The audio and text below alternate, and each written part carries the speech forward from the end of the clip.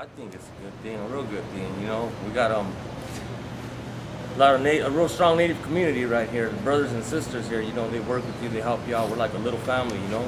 And the programs, we got Eddie Hava, we got you, Indian counselor as well.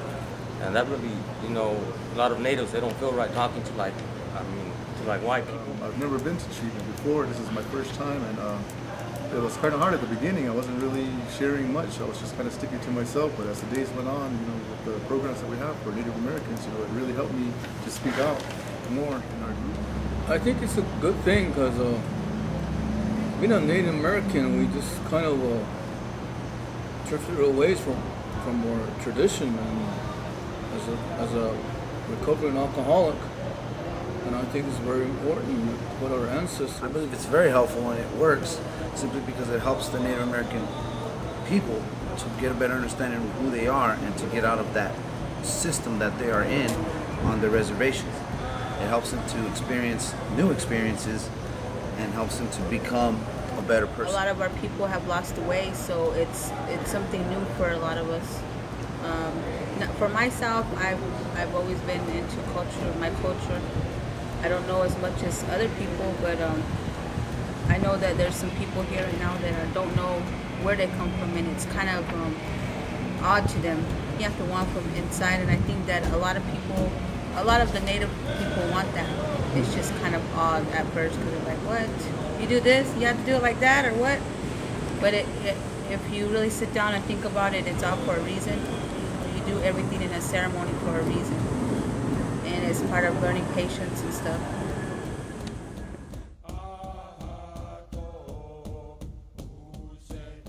And I'm working on my issues, so I was a big problem in the community. So if I can get right, I mean that's got to benefit the community somehow. You know, your tax dollars ain't being spent to keep me in jail or whatnot. But yeah, so like that it benefit me and the community.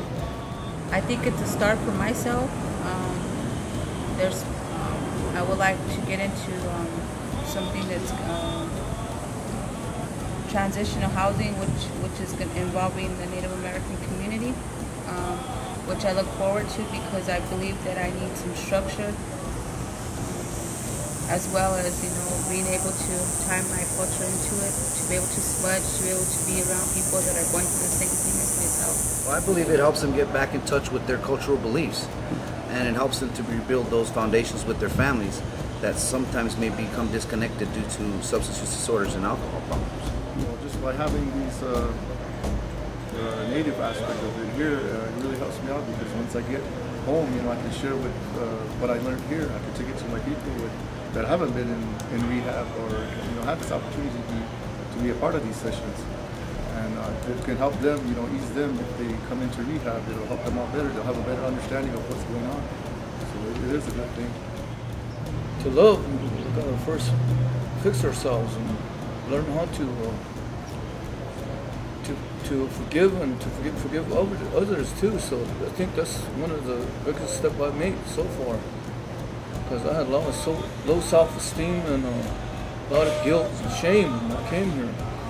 So I did a lot of soul searching when I was here, and I realized I'm a very important person today. And this is a start for me from this program. It's a good step I took, and when I go back out there, these tools that I learn here, it's gonna have a lot of benefit for my recovery. I'm very fortunate that I have this opportunity to talk and to recognize who I am again. So it's been a turning point for me too.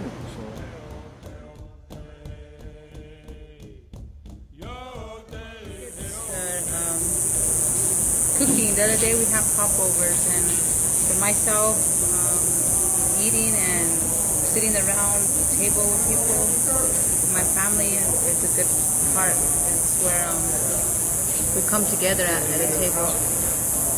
I would like to see that be more in our community, the Native American community, be able to sit down and have a meal together, be able to cook, you know, everybody to do their own part in it. So the women, you know, we all cooked, and then the men went and cleaned up, and that was good.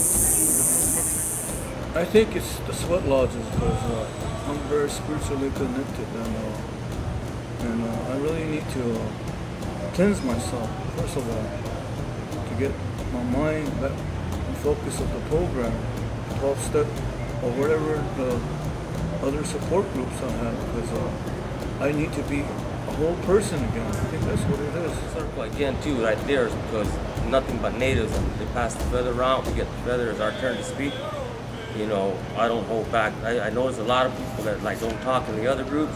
When they're in the circle, the brothers and sisters, that feather comes to them and they put it all out there. What's troubling them, what's on their mind.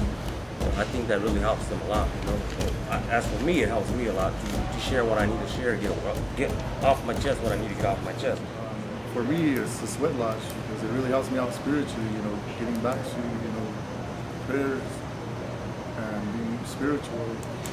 It really helps me relieve a lot of stress, as well as the talking circle. You know, everybody gets to share, and everybody's not really used to speaking out in public, especially the natives. You know, and then when we get down into it, get to the talking circles, everybody shares about them, something about them that they wouldn't normally share in the group as a whole. So that is a good thing as well. I believe the groups such as Red Road Recovery, Talking Circle, because it gives them an avenue to better understand what they're going through and to learn and share with one another. When a person is stuck in that same cycle, having watched parents, grandfathers, and now they get to learn how to stop that cycle.